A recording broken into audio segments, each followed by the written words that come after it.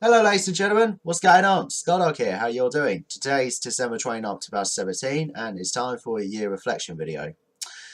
Well, what can I say? 2017 was a major blast of a year. A major blast, I would say. Because, well, I've basically, achieved a few of my life goals. I mean, I've done a lot of great things throughout this year. I mean, I've been to Goodwood Festival Speed, Ready Festival, introduced my friend to like 4 Park Fright Nights and all of that. Also a lot of good bits and bobs. And also I finally managed to find myself a job, working in Tesco's now as their delivery driver. So I'm basically driving a van, and yeah, and everything's starting to be all better, but it's not without its flaws anyways. I mean, there has been a lot of this and that. I'm not going to open into too much detail about it because you lot want to hear about the positive side of things.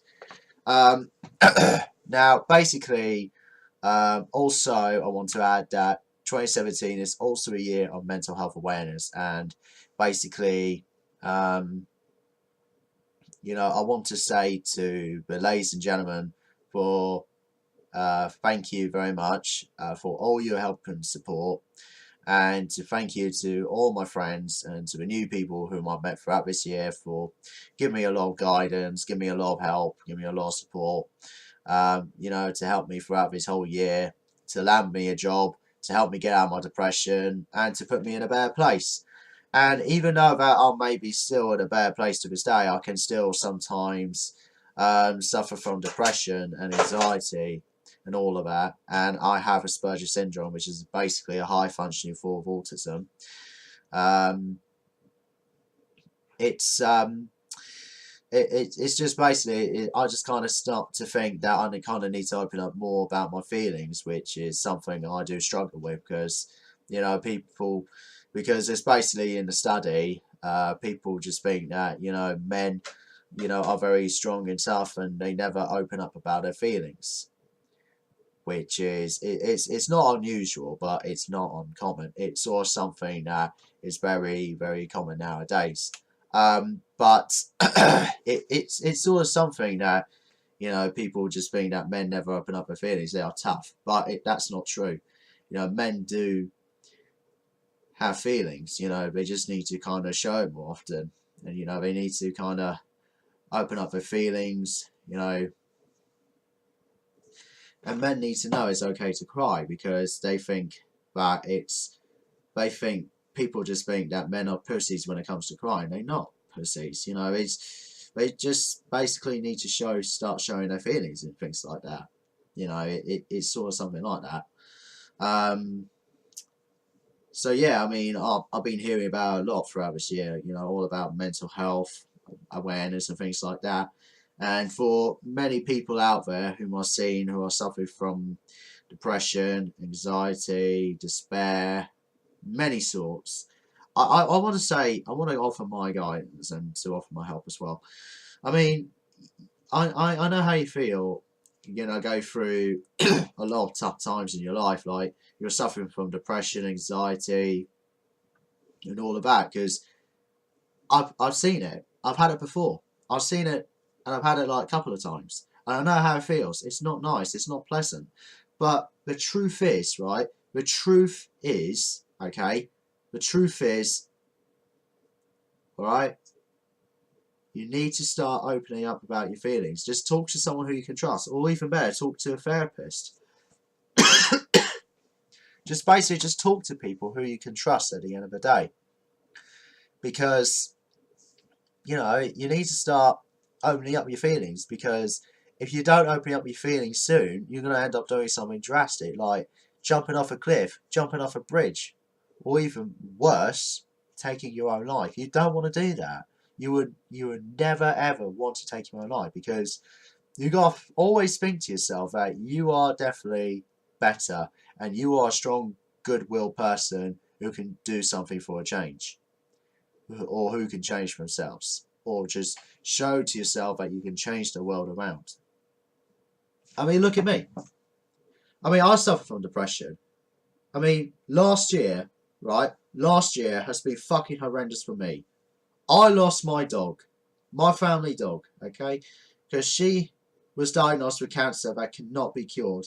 So the only best way is just to put her down. It was the hardest decision of all, but it was best for her. So she would not have to go through all this suffering. And it put me in a really bad state. I was really, really upset. And I started to, felt like crying.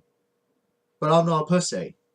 It's just something that really upset me, right? Something that really upset me, yeah? And it after that, you know, after when I left Halfords, because I basically was walked over in Halfords like a fucking doormat, yeah? I mean, don't get me wrong, the colleagues there are decent, but it's just, you know, so much conflict, so much stupidity, and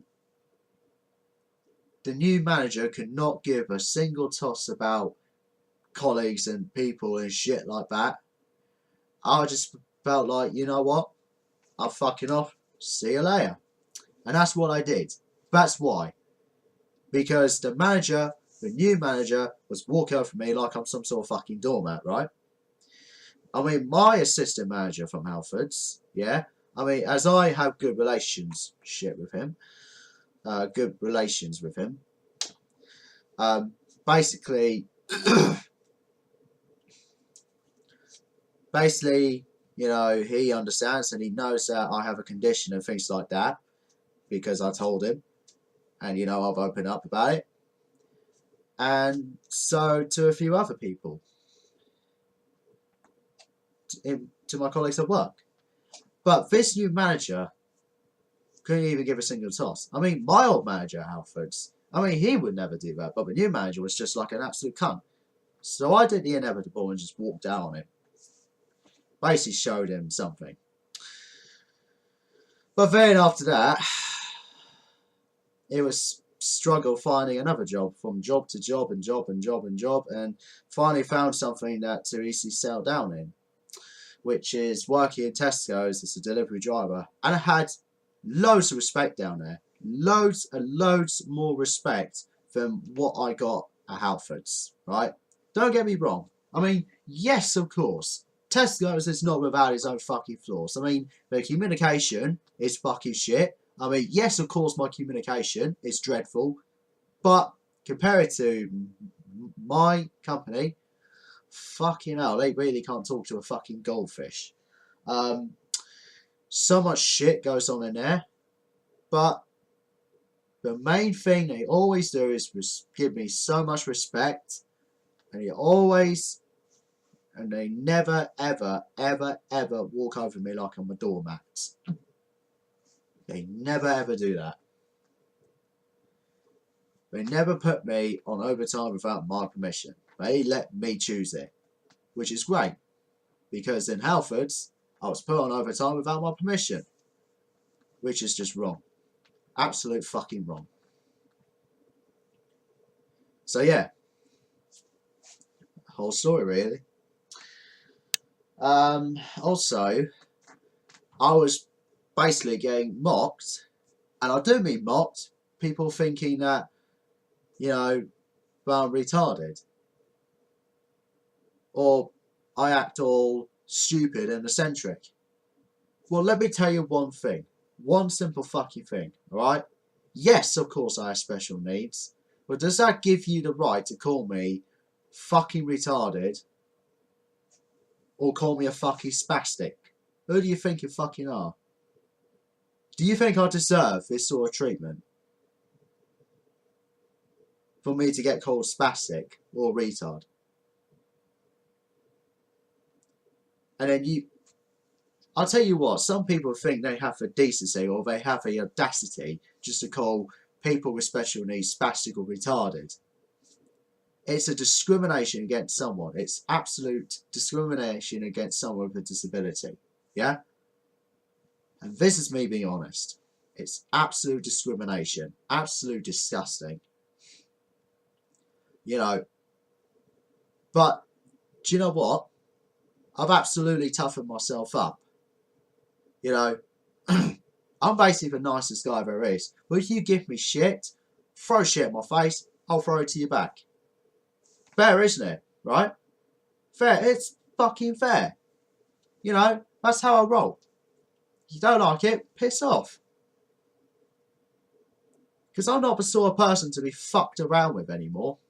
I'm starting to think now that, you know, yes, of course, I was walked over like a fucking doormat like a couple of times. Yes, of course, people just think that I'm just silent, but I'm just basically just let karma do its work. And yes, of course, people just mock me for my long hair. But guess what? I don't give a fuck anymore. I don't give a fuck if you take the piss out of me for my hair. It's my hair. I'll do what the fuck I want with it. End of story. And I have special needs, okay? I try my best to make sure I hide it. If you find out a problem, there's the door, there's the exit. See you later. So yeah, that's how I'm rolling. Yeah? So this is what 2017 is all about, ladies and gentlemen. Mental health awareness. Telling people to man up because depression, anxiety is bullshit. Doors over there. I mean, come on. It's just disgusting, you know. It's okay for men to show their feelings. It's okay, you know, to open up about, you know, your mental health conditions, your special needs, or anything. Or about your sexuality. You know, we live in today's society where everyone just goes and criticises and judges you by pointing fingers at you like this. Rude, innit? Fucking rude. Yeah? And also, right, if that's how people are going to be like, that's what I'll be like to them. Because it's fair, isn't it? They'll basically get karma delivered into their fucking faces. They'll basically get shit thrown at their own fucking faces, right? Because it's just disgusting with how society is. But, do you know what? Last year, what the hell has happened last year doesn't faze me anymore. You know, my family problems, I don't want to be part of it anymore. I will never ever let my family problems face me anymore. I'll leave them to it. Yes, of course, it's my family, but at the end of the day, I think, you know, I'm starting to think I've got my own shit to sort out, got my own fucking problems, got a lot of bullshit going on. I've got better things to do. Because I'm not a fucking doormat or a fucking mug. Yeah? That's it. That is truly what I'm saying. Alright? Everyone fucks up.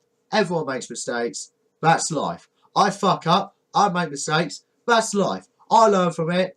There we go. Everyone's happy. Happy days.